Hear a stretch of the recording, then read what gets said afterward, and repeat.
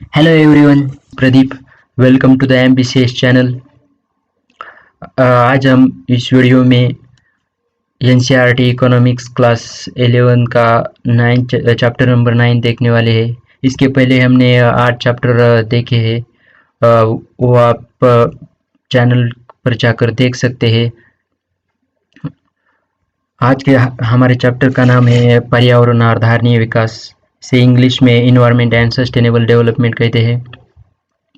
देखते हैं आज इस चैप्टर में हम क्या क्या पढ़ने वाले हैं। पर्यावरण की अवधारणा को समझेंगे। पर्यावरण अधोगति और संसाधन अपक्षय के कारणों तथा प्रभावों का विश्लेषण कर पाएंगे। भारत के समक्ष पर्यावरण चुनौतियों की प्रकृति को समझेंगे। पर्यावरण मुद्दों को धारणीय विकास के व्यापक संदर्भ से जोड़ सकेंगे। यहाँ पर एक सेंटेंस दिया है, वो अनजान का है। पर्यावरण को यदि यथावत छोड़ दिया जाए तो वह निरंतर लाखों वर्षों तक जीवन का सहारा बन सकता है। इस योजना में एकमात्र सर्वाधिक अस्थिर और संभावित विनाशकारी शक्ति मानव प्रजाति है। मनुष्य आधुनिक प्रौद्योगिकी की सहायता से पर्यावरण में जाने अनजाने दूरगामी और परिवर्तनीय बदलाव लाने की क्षमता रखता है।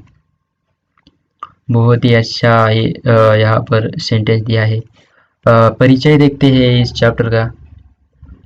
पिछले अध्यायों में हमने भारतीय अर्थव्यवस्था के समक्ष प्रमुख आर्थिक मुद्दों पर चर्चा की है। अभी तक प्राप्त आर्थिक विकास की हमने भारी कीमत चुकाई है। इसके लिए हमें पर्यावरण की गुणवत्ता की बलि देनी पड़ी है। अब जैसे जैसे हम वैश्वीकरण में, जिसका संकल्प उच्च आर्थिक समृद्धि है, प्रवेश करते हैं, वैसे वैसे हमें पहले के विकास पथ के पर्यावरण पर प्रतिकूल प्रभाव को ध्यान में रखना होगा और ध्यानपूर्वक धारणीय विकास के पथ को चुनना होगा। हमारे द्वारा अपनाए गए विकास के अधारणीय पथ और धारणीय विकास की चुनौतियों को समझने के लिए सबसे पहले हमें आर्थिक विकास में पर्यावरण के महत्व और योगदान को समझना होगा। इस बात को ध्यान में रखते हुए इस अध्याय को 3 भागों में बांटा गया है। पहला भाग पर्यावरण के कार्यों व भूमिका से संबंधित है। दूसरे भाग में भारत में पर्यावरण की स्थिति पर चर्चा की गई है और तीसरे भाग में धारणीय विकास प्राप्त करने के लिए उठाए गए कदमों और युक्तियों पर विचार किया गया है। सब टॉपिक 2 देखेंगे, पर्यावरण परिभाषा और कार्य।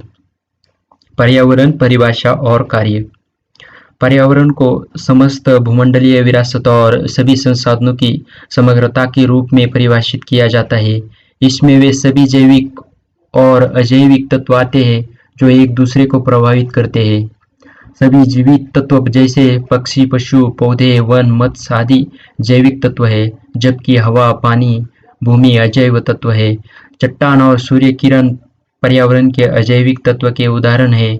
पर्यावरण अध्ययन के अंतर्गत इन्हीं जैविक और अजैविक घटकों के बीच अंतर संबंधों का अध्ययन किया जाता है। पर्यावरण के कार्य देखते हैं। पर्यावरण 4 आवश्यक कार्य करता है।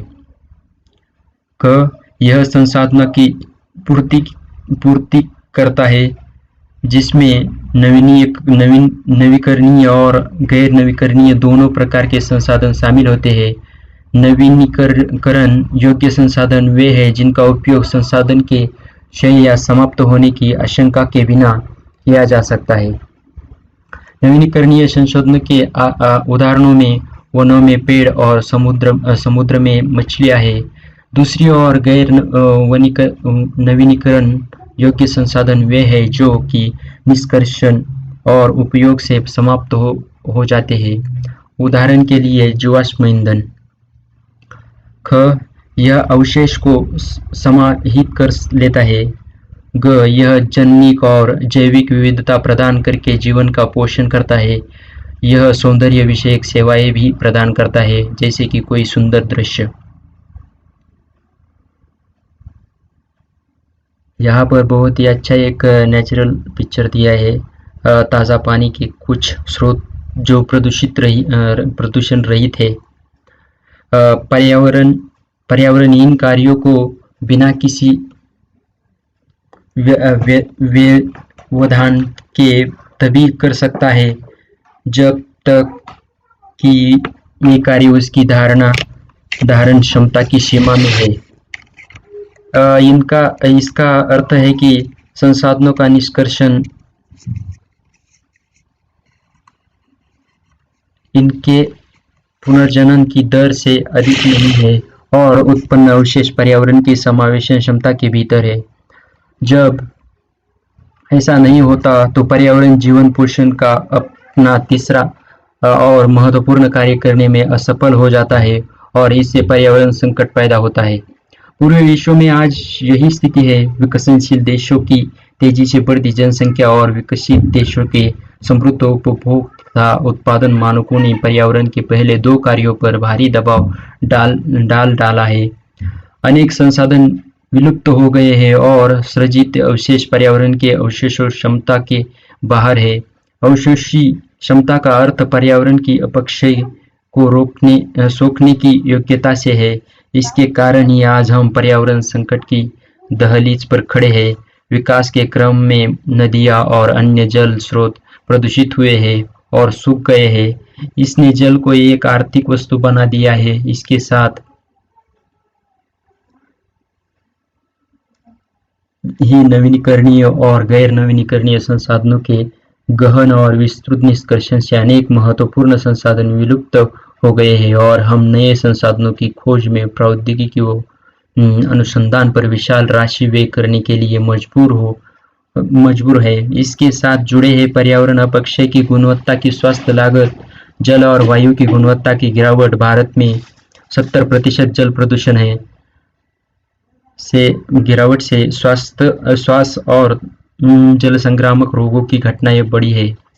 परिणाम स्वरूप व्यय भी बढ़ता जा रहा है। वैश्विक पर्यावरण मुद्दों जैसे वैश्विक उष्णता और ओजोन क्षय ने स्थिति को और भी गंभीर बना दिया है, जिसके कारण सरकार को अधिक धन व्यय करना पड़ा। अंततः यह स्पष्ट है कि नकारात्मक पर्यावरण प्रभावों की अवसर लागत बहुत अधिक है। यहाँ सबसे बड़ा प्रश्न यह उठता है कि क्या पर्यावरण समस्याएं इस शताब्दी के लिए नई है? यदि ऐसा है तो क्यों? इस प्रश्न के उत्तर के लिए कुछ विस्तार में जानने की आवश्यकता है।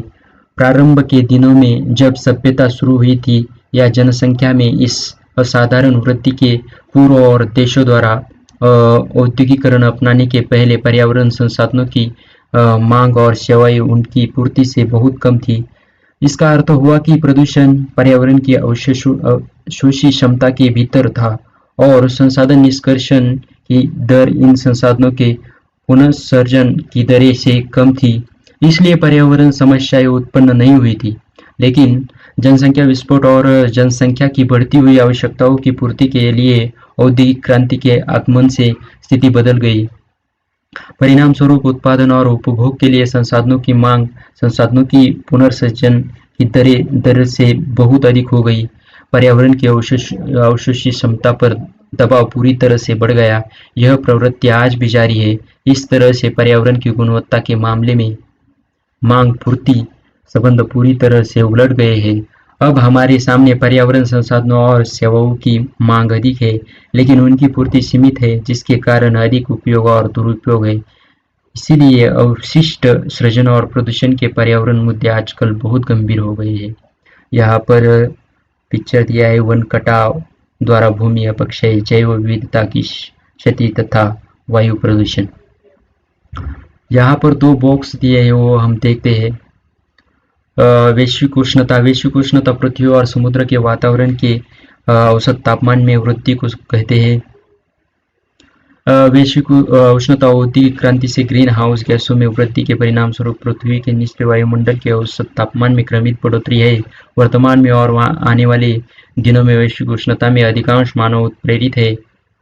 यह मानव द्वारा वन विनाश तथा जीवाश्म ईंधन के जलने से कार्बन डाइऑक्साइड और अन्य ग्रीन हाउस गैसों की वृद्धि के कारण होता है। वायुमंडल में कार्बन डाइऑक्साइड, मीथेन गैस तथा दूसरी गैसें जिनमें गर्माहट को सोखने की क्षमता है, वातावरण में मिलने से हमारे भूमंडल की सतह गर्म होती जाएगी।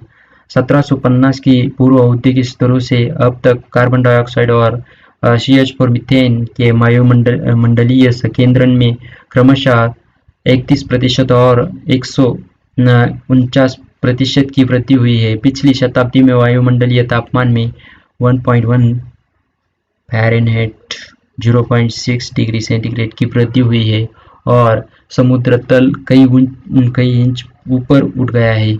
वैश्विक उष्णता के कुछ दीर्घकालीन परिणाम हैं: ध्रुवीय हिम का पिघलना, जिसके परिणामस्वरूप समुद्र स्तर में वृद्धि और बाढ़ का प्रकोप, हिम पिघलाव पर निर्भर पेयजल की पूर्ति में पारिस्थितिक असंतुलन के कारण प्रजातियों की विलुप्ति, उष्णकटिबंधीय तूफानों की बारंबारता और उष्णकटिबंधीय रोगों के प्रभाव में बढ़ोतरी।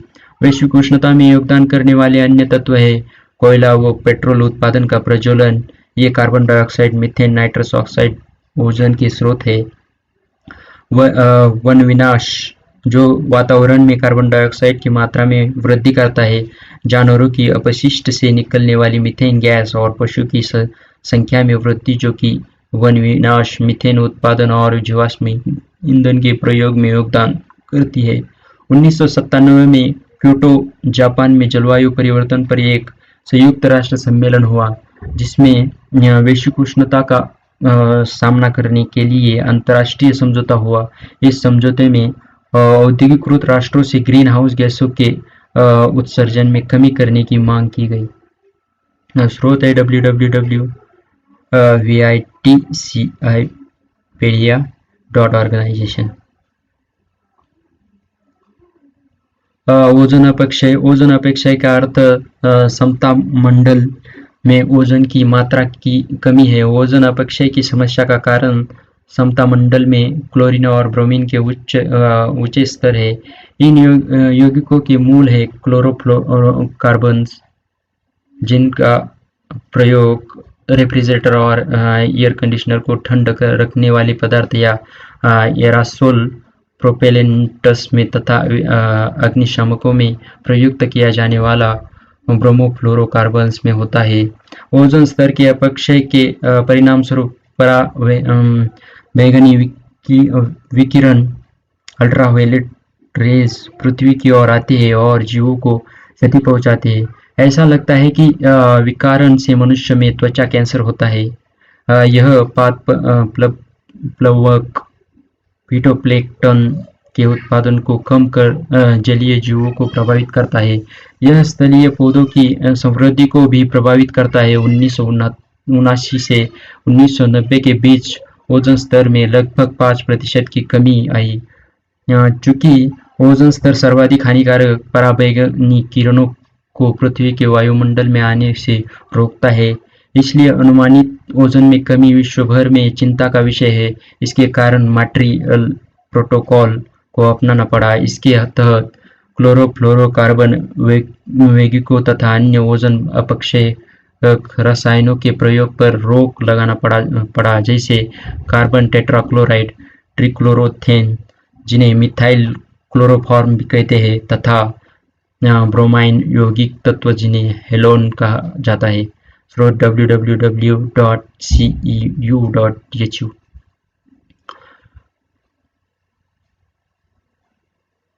ये पिक्चर भी ये फैक्ट्री का दिखाया है। दामोदर घाटी भारत के सर्वाधिक औद्योगिक क्षेत्र में एक है। भारी उद्योग से प्रदूषणकारी तत्व दामोदर नदी के किनारे जमा होकर पर्यावरण संकट उत्पन्न कर रहे हैं। यहाँ पर पेड़ की कटाई दिखाई है। इसकी वजह से भूमि का अपक्षय, जैव विविधता की क्षति, वायु प्रदूषण कैसा बढ़ता है, ये दिखाने की कोशिश की है इस पिक्चर में। भारत की पर्यावरण स्थिति सब टॉपिक 3 है इस चैप्टर का। भारत की पर्यावरण स्थिति। भूमि की उच्च गुणवत्ता, सैकड़ों नदियां व उपनदियां, हरे भरे वन, भूमि के सतह के नीचे बहुतायत में उपलब्ध खनिज पदार्थ, हिंद महासागर का विस्तृत क्षेत्र, पहाड़ों की श्रृंखला आदि के रूप में भारत के पास पर्याप्त प्राकृतिक संसाधन है। दक्षिण के पठार की काली मिट्टी विशिष्ट रूप से कपास की खेती के लिए उपयुक्त है। इसके कारण ही इस क्षेत्र में कपड़ा उद्योग केंद्रित है।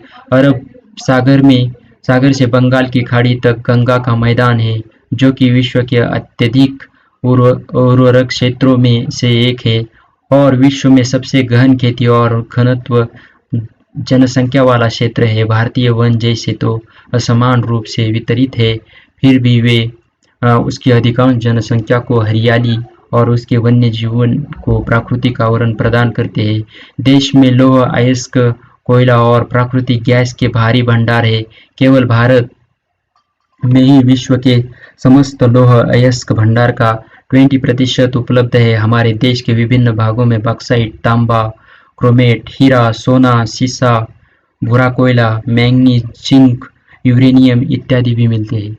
लेकिन भारत में विकास गतिविधियों के फलस्वरूप उसके सीमित प्राकृतिक संसाधनों पर दबाव पड़ रहा है। इसके साथ साथ मानव स्वास्थ्य और सुखी समृद्धि पर भी उसका असर पड़ रहा है। भारत के पर्यावरण को दो तरफा खतरा है। एक तो गरीबी के कारण पर्यावरण का अपक्षय और दूसरा खतरा साधन संपन्नता और तेजी से बढ़ते हुए औद्योगिक क्षेत्र के प्रदूषण से है। भारत की अत्यधिक गंभीर पर्यावरण समस्याओं में वायु प्रदूषण, दूषित जल, मृदा क्षरण, वन्य कटाव और वन्य जीवन की विलुप्ति है। इसमें से प्रमुख ये है: एक, क भूमि अपक्षय, ख जैविक विविधता की हानि, ग शहरी क्षेत्रों में वाहन प्रदूषण से उत्पन्न वायु प्रदूषण, ग ताजे पानी का प्रबंधन और ट जो डो ठोस अपशिष्ट प्रबंधन। भारत में भूमि का अपक्षय विभिन्न मात्रा और रूपों में हुआ है, जो कि मुख्य रूप से अस्थिर प्रयोग और अनुपयुक्त प्रबंधन कार्य प्रणाली का परिणाम है।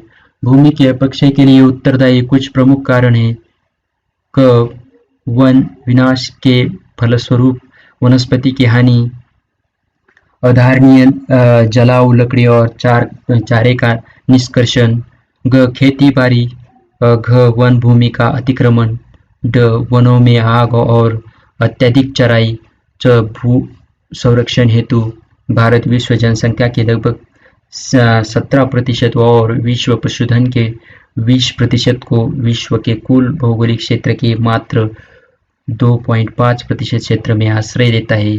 जनसंख्या और पशुधन का अधिक घनत्व और वानिकी, कृषि, चराई, मानव बस्तियां और उद्योगों के प्रतिस्पर्धी उपयोगों के देश के निश्चित भू संसाधनों पर भारी दबाव पड़ता है। देश में प्रति व्यक्ति जंगल भूमि केवल 0.08 हेक्टेयर है, जबकि बुनियादी आवश्यकताओं समुचित उपायों को न अपनाया जाना।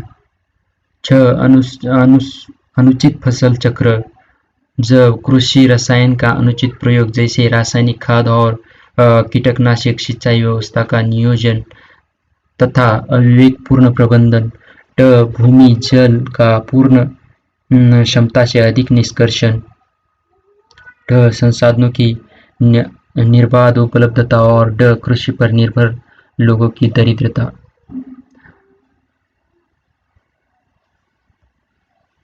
भारत विश्व जनसंख्या के लगभग 17% और विश्व पशुधन के 20% को विश्व के कुल भौगोलिक क्षेत्र के मात्र 2.5% क्षेत्र में आश्रय देता है। जनसंख्या और पशुधन का अधिक घनत्व और वानिकी, कृषि, चराई, मानव बस्तियां और उद्योगों के प्रतिस्पर्धी उपयोगों से देश के निश्चित भू संसाधनों पर भारी दबाव पड़ता है। देश में प्रति व्यक्ति जंगल भूमि केवल 0.08 हेक्टेयर है, जबकि बुनियादी आवश्यकताओं की पूर्ति के लिए यह संख्या 0.47 हेक्टेयर होनी चाहिए। परिणाम स्वरूप वनों की कटाई स्वीकार्य सीमा से लगभग 15 मिलियन क्यूबिक मीटर अधिक होती है। मृदा क्षरण के अनुमान यह दर्शाते हैं कि पूरे देश में एक वर्ष में भूमि का क्षरण 5.3 बिलियन टन प्रतिशत की दर से हो रहा है और इससे देश को प्रत्येक वर्ष 0.8 million ton nitrogen, 1.8 million ton phosphorus और 26.3 मिलियन टन पोटेशियम का नुकसान होता है। भारत सरकार के अनुसार प्रत्येक वर्ष भूमि क्षय से 5.8 मिलियन टन से 8.4 मिलियन टन पोषक तत्वों की क्षति होती है। भारत में शहरी इलाकों में वायु प्रदूषण बहुत है, जिसमें वाहनों का सर्वाधिक योगदान है। कुछ अन्य क्षेत्रों में उद्योगों के भारी जमाव और थर्मल पावर यंत्रों के कारण वायु प्रदूषण होता है। वाहन उत्सर्जन चिंता का प्रमुख कारण है, क्योंकि यह धरातल पर वायु प्रदूषण का स्रोत है और आम जनता पर अधिकतम प्रभाव डालता है। मोटर वाहनों की संख्या 1951 के 3 लाख से बढ़कर 2003 में 67 करोड़ हो गई। 2003 में व्यक्तिगत परिवहन वाहन केवल 2 पहिए वाहन और कार संख्या कुल पंजीकृत वाहनों का 80% थी। इस तरह ये कुल वायु प्रदूषण बोझ में उल्लेखनीय योगदान करते हैं। भारत विश्व का 10वां सर्वाधिक औद्योगिक देश है, लेकिन इसके कारण से अनचाहे और अप्रत्याशित परिणाम जैसे अनियोजित शहरीकरण, प्रदूषण और दुर्घटनाओं का जोखिम जुड़े हुए हैं। केंद्रीय प्रदूषण नियंत्रण board central pollution control board ने उद्योग की 17 श्रेणियों की पहचान बड़े पैमाने पर प्रदूषण फैलाने वाले उद्योग के रूप में की है। उपर्युक्त बिंदु भारतीय पर्यावरण की चुनौतियों पर प्रकाश डालते हैं। पर्यावरण मंत्रालय और केंद्रीय व राज्य प्रदूषण नियंत्रण बोर्ड द्वारा उठाए गए विभिन्न कदम तब तक कारगर नहीं होंगे जब तक कि हम सोच समझकर धारणीय विकास के रास्ते को नहीं चुनते। भावी पीढ़ियों के भविष्य की दृष्टि के लिए किया गया विकास ही चिरस्थायी होगा। बिना भावी पीढ़ी की चिंता किए अपने वर्तमान जीवन स्तर को बढ़ाने के लिए किए विकास कार्य संसाधनों तथा पर्यावरण का अपक्षय इस गति से करेंगे जिससे पर्यावरण संबंधी तथा आर्थिक संकट दोनों पैदा हो सकते हैं। सब टॉपिक 4 धारणीय विकास पर्यावरण और अर्थव्यवस्था दोनों एक दूसरे पर निर्भर और एक दूसरे के लिए आवश्यक है। अंततः पर्यावरण पर होने वाले परिणामों की अवहेलना करने वाला विकास उस पर्यावरण का विनाश कर देगा जो जीवन को धारण करता है। अंततः आवश्यकता है ऐसे विकास की जो कि भावी पीढ़ियों को जीवन की संभावित औसत गुणवत्ता प्रदान करे, जो कम से कम वर्तमान पीढ़ी के द्वारा उपभोग की गई सुविधाओं के बराबर हो। धारणीय विकास की अवधारणा पर संयुक्त राष्ट्र पर्यावरण और विकास सम्मेलन United Nation CED conference on environment and development ने United Nation conference of environment and development ने बल दिया, जिसने इसे इस प्रकार परिभाषित किया, ऐसा विकास जो वर्तमान पीढ़ी की आवश्यकताओं को भावी पीढ़ियों की आवश्यकताओं की पूर्ति क्षमता का समझौता किए बिना पूरा करे। इस परिभाषा को दोबारा पढ़े, आप देखेंगे कि आवश्यकता और भावी पीढ़ियां ये 2 महत्वपूर्ण अवधारणाएं हैं। परिभाषा में आवश्यकता की अवधारणा का संबंध संसाधनों के वितरण से है। सम्मेलन की रिपोर्ट आवर कॉमन फ्यूचर, जिसने उपर्युक्त परिभाषा दी है, धारणीय विकास की व्याख्या सभी की बुनियादी आवश्यकताओं की पूर्ति और एक अच्छे जीवन की आकांक्षाओं की संतुष्टि के लिए सभी को अवसर प्रदान करने के रूप में की है। सभी की आवश्यकताओं की पूर्ति के लिए संसाधनों के पुनर्वितरण की आवश्यकता होगी, इसलिए यह एक नैतिक प्रश्न है। एडवर्ड बारबियर ने धारणीय विकास की परिभाषा बुनियादी स्तर पर गरीबों के जीवन के भौतिक मानकों को ऊंचा उठाने के संदर्भ में दी है, जिसे आय, वास्तविक आय, शैक्षिक सेवाएं, स्वास्थ्य देखभाल, सफाई, जल पूर्ति इत्यादि के रूप से परिणामात्मक रूप से मापा जा सकता है।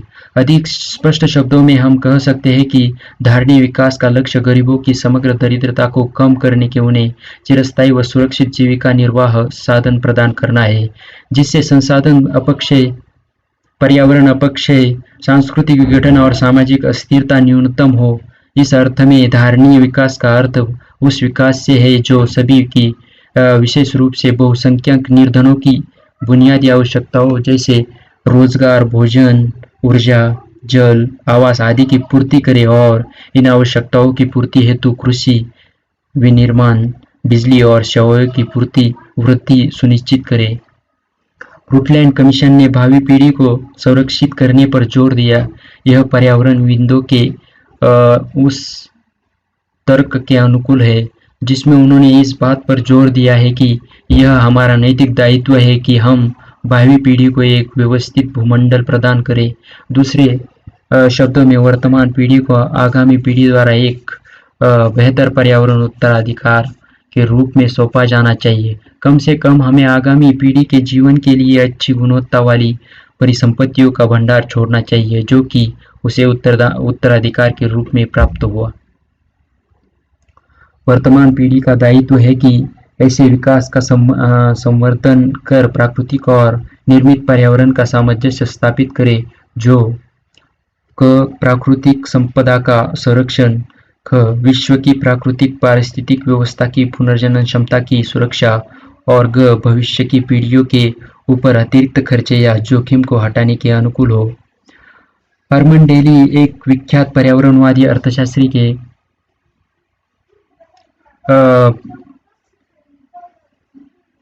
अनुसार धारणीय विकास की प्राप्ति के लिए निम्नलिखित आवश्यकता है। मानव जनसंख्या को पर्यावरण की धारण क्षमता के स्तर तक सीमित करना होगा। पर्यावरण की धारण क्षमता एक जहाज के भार ढोने की क्षमता के समान है। अर्थव्यवस्था में इस प्रकार की क्षमता के अभाव में मनुष्य की संख्या पृथ्वी की धारण क्षमता से अधिक हो जाती है जो हमें धारणीय विकास से दूर ले जाता है। ख प्रौद्योगिक प्रगति आगत निपुण होने की आगत उपभोगी। ग नवीकरणीय संशोधनों का निष्कर्षण धारणीय आधार पर हो ताकि किसी भी स्थिति में निष्कर्षण की दर पुनर्सर्जन की दर से अधिक न हो। क गैर वनीकरणीय संसाधनों का पक्ष दर नवीनीकृत प्रतिस्थापकों से अधिक नहीं होनी चाहिए और प्रदूषण के कारण उत्पन्न अक्षमताओं का सुधार किया जाना चाहिए।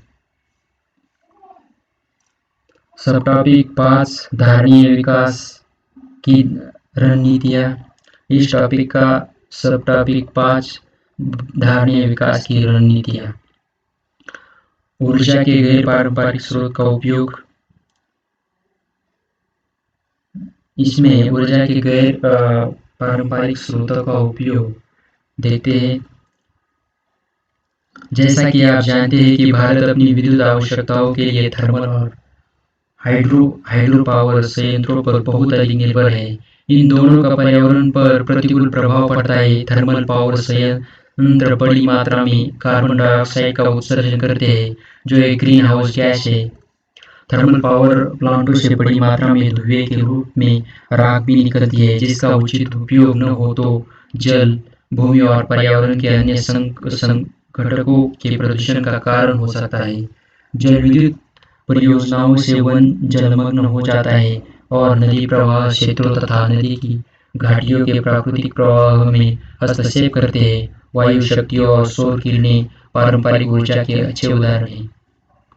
वायु शक्ति और सौर किरणें पारंपरिक ऊर्जा के अच्छे उदाहरण हैं। तकनीकी ज्ञान के अभाव में इसका विस्तृत रूप में अभी तक विकास नहीं हो पाया है। यहाँ पर एक चित्र दिया है गोबर गैस संयंत्र में ईंधन उत्पादन के लिए गोबर का प्रयोग। ग्रामीण क्षेत्रों में एलपीजी गोबर गैस। धारणीय विकास की रणनीतियाँ उसमें से ये पॉइंट है। ग्रामीण क्षेत्रों में एलपीजी गोबर गैस। ग्रामीण क्षेत्र में रहने वाले परिवार प्राय लकड़ी, उपले और अन्य जैविक पदार्थों का इस्तेमाल ईंधन के रूप में करते हैं। इससे वन विनाश, हरित क्षेत्र में कमी, मवेशियों के गोबर का प्रत्यय और वायु प्रदूषण जैसे अनेक प्रतिकूल प्रभाव होते हैं।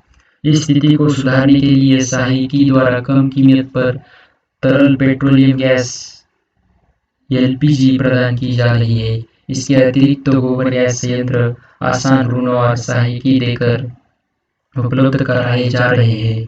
जहाँ तक तरल पेट्रोलियम गैस का संबंध है, यह एक स्वच्छ ईंधन है जो कि परिवारों में प्रदूषण को काफी हद तक कम करता है।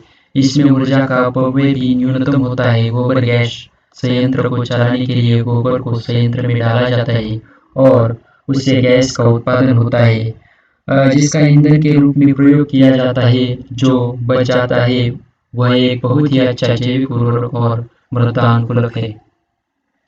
शहरी क्षेत्रों में उच्च दाब प्राकृतिक गैस सीएनजी। दिल्ली में सार्वजनिक परिवहन प्रणाली में उच्च दाब प्राकृतिक गैस सीएनजी के ईंधन के रूप में प्रयोग से वायु प्रदूषण बड़े पैमाने पर कम हुआ है और पिछले कुछ वर्षों से हवा स्वच्छ हुई है। वायु शक्ति जिन क्षेत्रों में हवा की गति आमतौर पर तीव्र होती है वहां पवन चक्की से बिजली प्राप्त की जा सकती है। ऊर्जा का यह स्रोत पर्यावरण पर कोई प्रतिकूल प्रभाव भी नहीं डालता। हवा के साथ साथ टरबाइन घूमते हैं और बिजली पैदा होती है। इसमें शक नहीं कि इसमें प्रारंभिक व्यय बहुत है, लेकिन इसके लाभ ऐसे हैं जो इसका अधिक लागत को आत्मसात कर लेते हैं। फोटोवोल्टीय सेल द्वारा सौर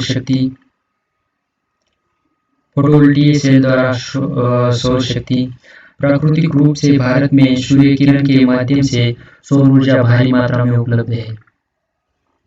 हम इसका प्रयोग विभिन्न तरीकों से करते हैं। उदाहरण के लिए हम कपड़े, अनाज तथा अन्य कृषि उत्पादों और दैनिक उपयोग की विभिन्न वस्तुओं को सुखाते हैं। सर्दी में सूर्य किरण का उपयोग हम गर्माहट के लिए करते हैं।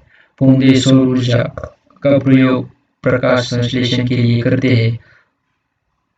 अब फोटोवोल्टिक सेलों की मदद से सौर ऊर्जा को विद्युत में परिवर्तन किया जा सकता है। ये सेल और ऊर्जा को एक विशिष्ट प्रकार के उपकरण से पकड़ते हैं और फिर ऊर्जा को बिजली में बदल देते हैं। यह प्रौद्योगिकी दूर दराज के क्षेत्रों और जैसी जगहों के लिए उपयोगी है जहाँ ग्रिड अथवा तारों द्वारा विद्युत पूर्ति या तो संभव नहीं अथवा खर्चीली है। यह प्रौद्योगिकी प्रदूषण से पूर्णतया मुक्त है। लघु जलीय प्लांट पहाड़ी इलाकों में लगभग सभी जगहों में झरने मिलते हैं। इन झरनों में से अधिकांश स्थायी होते हैं। मिनी हाइडल प्लांट इन झरनों की ऊर्जा से छोटी टरबाइन चलाते हैं। टरबाइन से बिजली का उत्पादन होता है जिसका प्रयोग स्थानीय स्तर पर किया जा सकता है। इस प्रकार के पावर प्लांट पर्यावरण के लिए हितकर होते हैं क्योंकि जहाँ वे लगाए जाते हैं वहाँ भू उपयोग की प्रणाली में कोई परिवर्तन नहीं करते। इसका यह भी अर्थ है कि ऐसे प्लॉटों के उपयोग से बड़े बड़े संचरण टावर, ट्रांसमिशन टावर्स और तारों की इसमें जरूरत नहीं होती है और संचरण की हानि को रोका जा सकता है। पारंपरिक ज्ञान व व्यवहार पारंपरिक रूप से भारतीय लोग पर्यावरण के निकट रहे हैं। वे पर्यावरण के एक अंग के रूप में रहे हैं, न कि उसके नियंत्रक के रूप में। यदि हम अपनी कृषि व्यवस्था, स्वास्थ्य सुविधा व्यवस्था, आवास, परिवहन आदि को पीछे मुड़कर देखें तो पता चलेगा कि हमारे सभी क्रियाकलाप पर्यावरण के लिए हित कर रहे हैं। लेकिन आजकल हम अपनी पारंपरिक प्रणालियों से दूर हो गए हैं जिससे हमारे पर्यावरण और हमारी ग्रामीण विरासत को भारी मात्रा में हानि पहुंची है।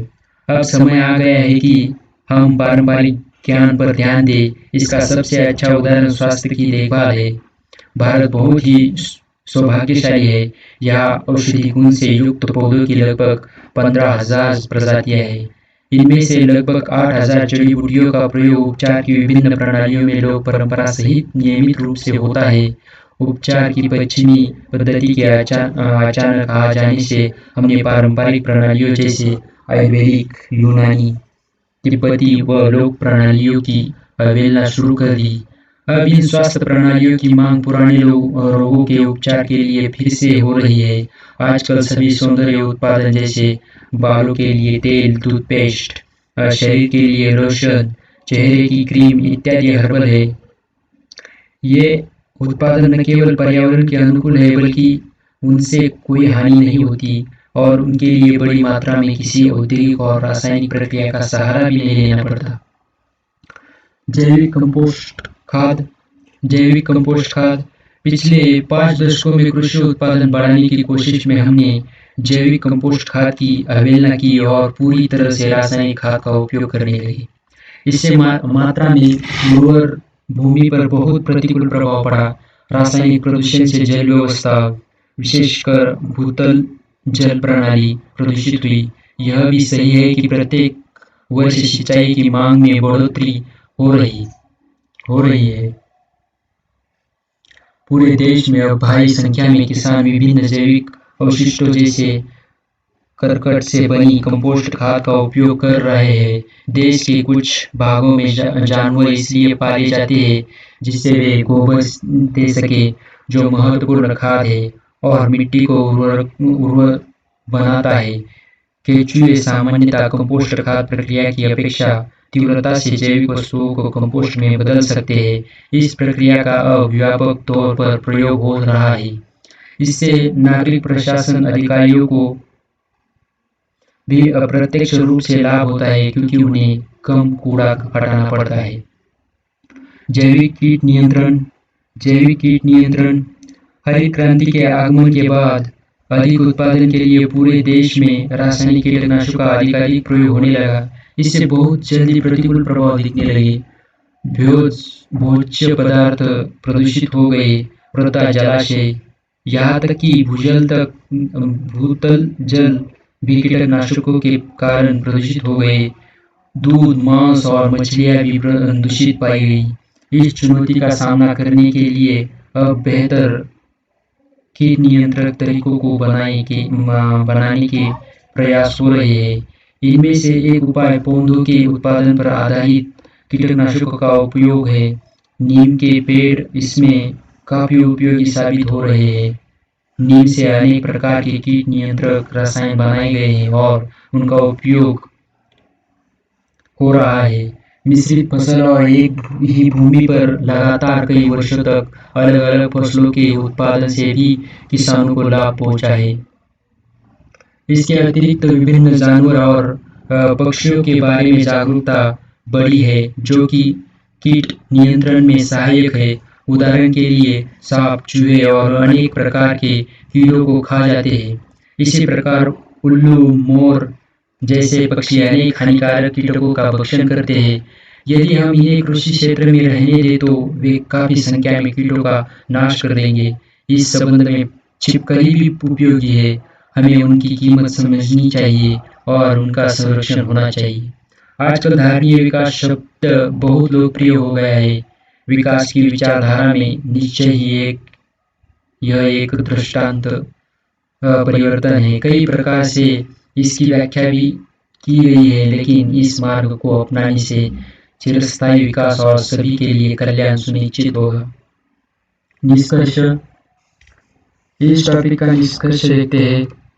आर्थिक विकास से जिसका लक्ष्य बढ़ती जनसंख्या की आवश्यकताओं की पूर्ति के लिए वस्तुओं और सेवाओं के उत्पादन को बढ़ाना है।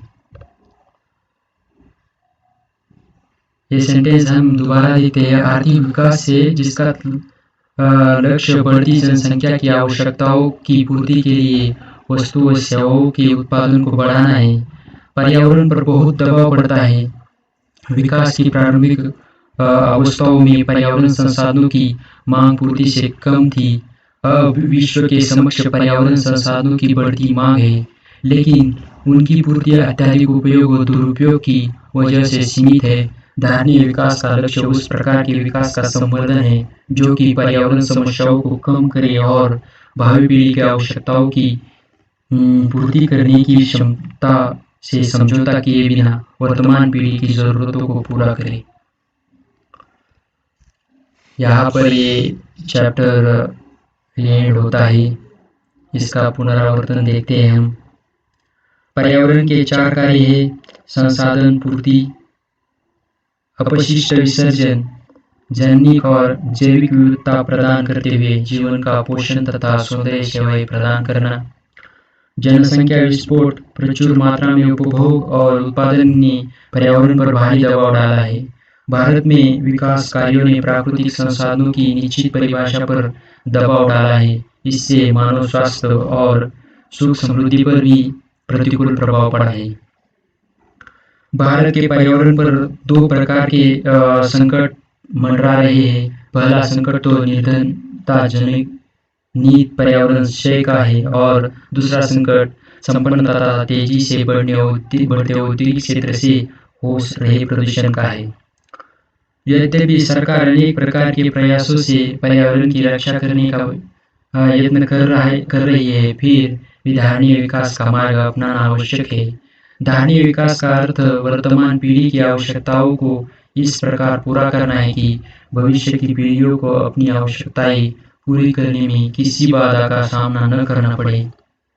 प्राकृतिक संसाधनों के संवर्धन, संरक्षण और पारिस्थितिकी पुनर्जनन क्षमता को बनाए रखने और भावी पीढ़ियों के लिए पर्यावरणीय संकटों के निवारण से ही धारणीय विकास संभव हो पाएगा। इधर क्वेश्चन दिए हैं, आप पढ़कर इसका आंसर इस चैप्टर में से ढूंढने का प्रयास करें। इस सभी क्वेश्चन का आंसर इस चैप्टर में आपको मिल जाएगा। आपको ये वीडियो अच्छा लगेगा, ये आशा है। इसलिए इस वीडियो को लाइक करिए, ज़्यादा से ज़्यादा शेयर करिए और हमारे इस चैनल को सब्सक्राइब करिए। Thank you so much for watching this video.